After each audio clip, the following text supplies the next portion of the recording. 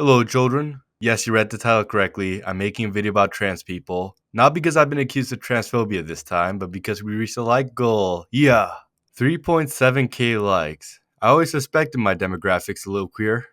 Not that that's a bad thing though. Before we get into the video, let's talk about definitions. So when I mean trans, I mostly mean people who transcend the idea of a binary gender. So as you could probably imagine, trans people are like a new thing. Back then, you really couldn't snip it off or glue it on, so the list will mostly be about those who aren't clearly one or the other. That's pretty much it. Like, comment, and subscribe.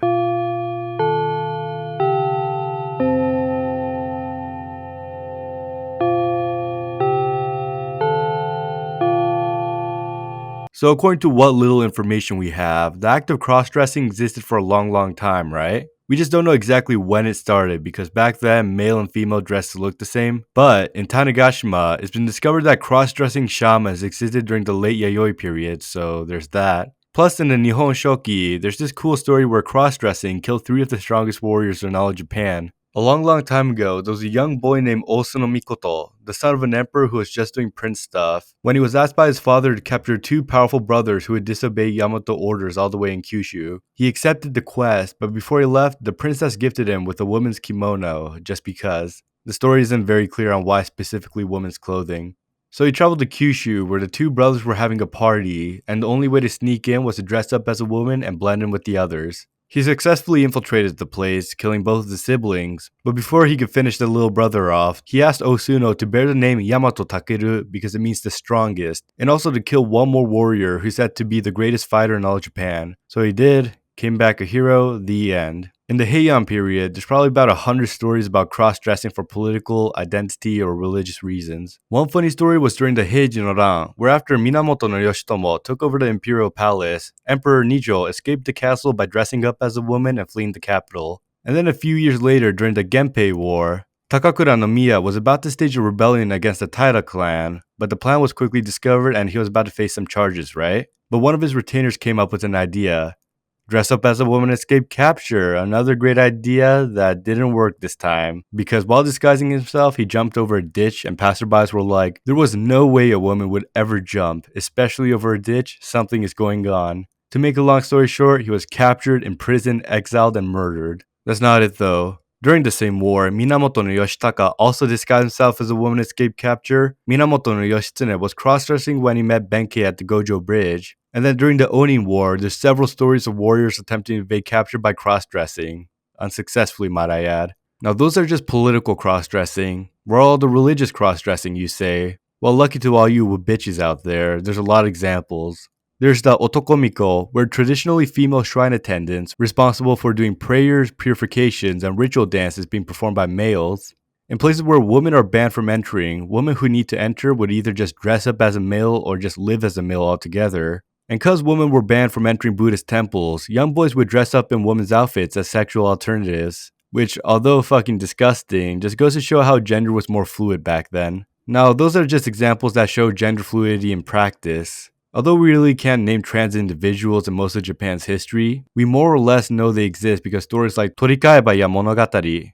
It's a weird-ass story where 2 half-siblings, boy and girl, would not act their gender no matter what they were told. And it's a real struggle for them, right? To make a long story short, they swapped places with each other because they hated their sex, and plus they looked the same, so it works out. And the rest of the story is just them adapting to these new gender roles in the Imperial Palace. Reading the summary makes it sound like a slapstick comedy. You're telling me you have a vagina? Now let's jump all the way to the Edo period, where the term okama was invented for a 17th century gay and trans woman. You probably heard of this term before, gay fuck. Although today the word is associated with GTA, back then it originally was a slang for asshole, as in the thing gay people like to fuck. The term came from Japanese pots. The reason why this isn't related is up for debate though. Some say it's because pots look like gay men's asses. Some say it's a play on words for a Japanese term for male prostitutes. Others say it evolved from oyama, meaning male playing female roles in theaters. And few people say that the word came from the Sanskrit word kama, meaning lustful. Cool to mention though. In 1629, due to many people in the audience turning violent from simping too hard, and also the fact that many actresses who played in the Kabuki theaters turned out to be prostitutes, hell fucking yeah, theaters in Japan banned women from performing. This led to the rise of male actors playing the roles of females who were then called onnagata. If you think replacing an entire group of people for theater is wild,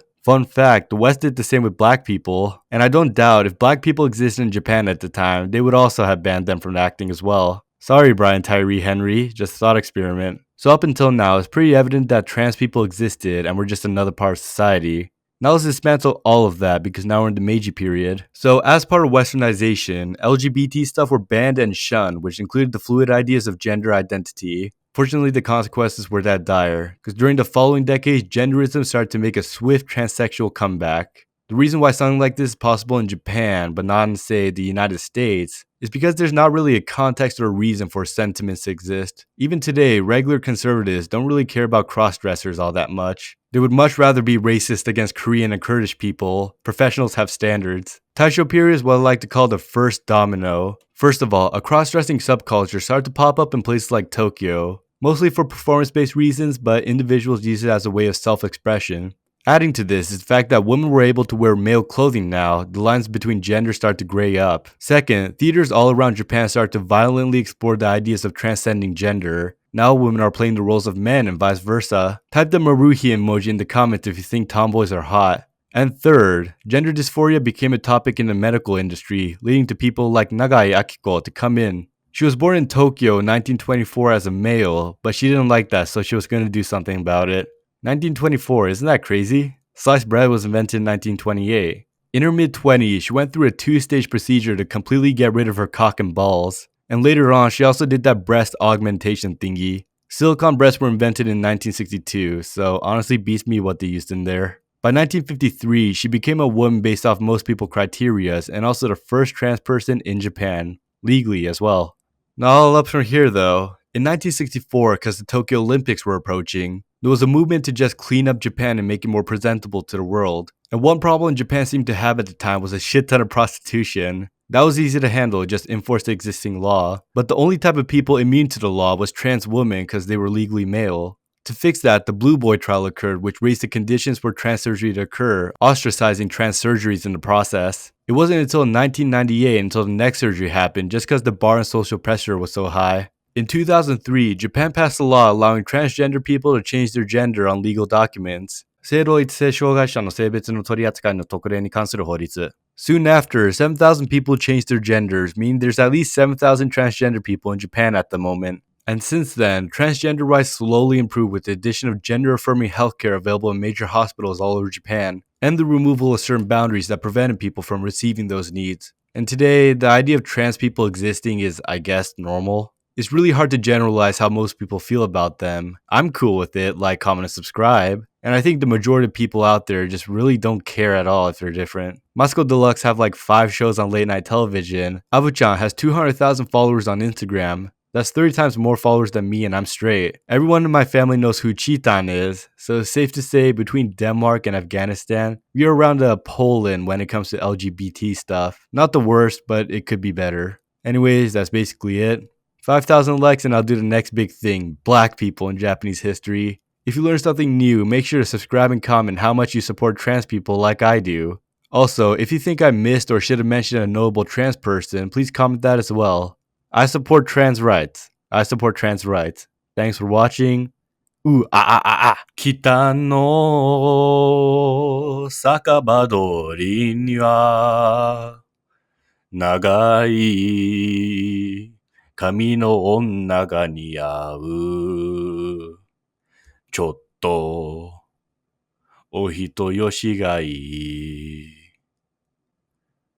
黒カレー上手な方がいい。